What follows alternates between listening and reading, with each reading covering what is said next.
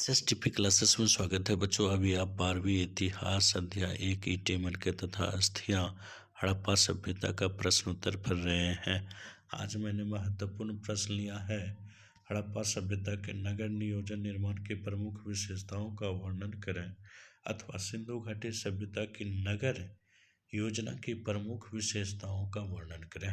ये बहुत ही इम्पोर्टेंट प्रश्न है क्योंकि 2012, 14, 17, 18 में पूछा गया ये प्रश्न है। अब उत्तर देखते हैं। हड़प्पा वासी नगरों में रहने वाले थे। वे नगर निर्माण में बड़े कुशल थे। उन्होंने हड़प्पा, मोहनजोदड़ो, कालीबंगन, लोथल, रोपड़ जैसे अनेक नगरों का निर्माण किया। उनकी नगर व्यवस्था के बारे में निम्नलिखित विशेषताएं हैं। छोटा छोटा पॉइंट मैंने बनाए हैं ताकि आपको पॉइंट याद रहे। पहला, सड़क का निर्माण। हड़प्पा संस्कृति के नगर की एक विशेष योजना के अनुसार बनाए गए थे। उत्खनन के फलस्वरूप जिन सड़कों की खोज हुई है वे पर्याप्त चौड़ी हैं और पूर्व से पश्चिम तक तथा उत्तर से दक्षिण तक एक दूसरे को समकोण पर काटती हुई जाती है।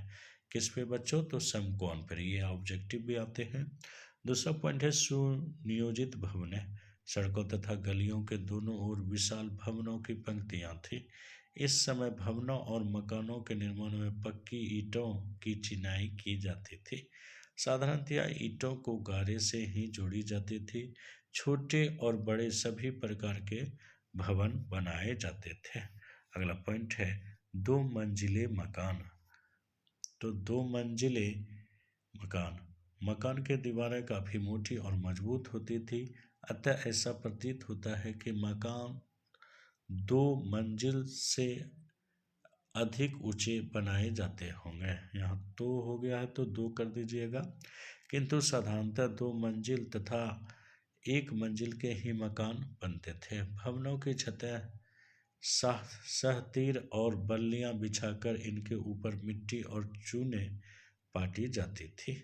अगला पॉइंट है स्नानागार। प्रत्येक भवन का सबसे आवश्यक अंग स्नानागार होता था, जो प्रायः वर्गाकार ही होते थे और जिसकी फर्श की पक्की ईंटों से बनी होती थी। जिसकी फर्श किससे बनी होती थी बच्चों? ईंटों से, पक्की ईंटों से। इनमें स्वच्छता का पूरा ध्यान रखा जाता था।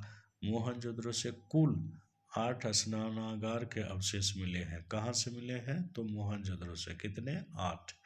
अगला पॉइंट है शौचालय। कुछ स्नानागारों के समीप शौचालय भी प्राप्त हुए हैं। अगला पॉइंट है नालियों का निर्माण। शौचालयों, स्नानागारों और पाकशालाओं का जल नालियों द्वारा नगर से बाहर निष्कासित होता था। नगर के गंदे जल को बाहर ले जाने के लिए बनाई गई नालियां बाहर की बड़ी नालियों से मिला दी जाती थी। इसी प्रकार सड़कों और गलियों का पानी भी बाहर ले जाने के लिए नालियों की समुचित व्यवस्था की गई थी। अगला पॉइंट है कुआं।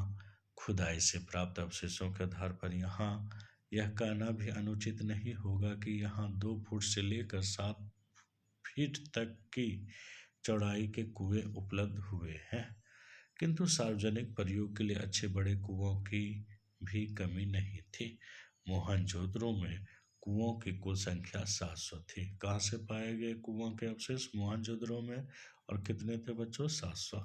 जलाशय का निर्माण।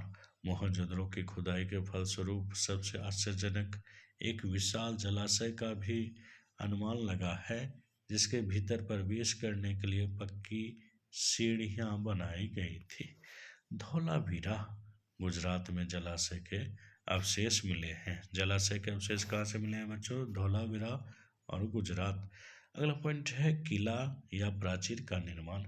नगर निर्माण योजना का वर्णन के क्रम में यह भी कहा जाए कि सिंधु घाटी नगरों के चारों ओर नगर की सुविधा और सुरक्षा के लिए नगर प्राचीर या किले की व्यवस्था की गई थी, तो कोई अस्वाभाविक बात नहीं होगी, क्योंकि इस प्रकार ध्वंसावशेष से यह बात जाहिर होता है कि यह 4 दीवारी नगर को एक दुर्ग की तरह सुरक्षित रखते थे।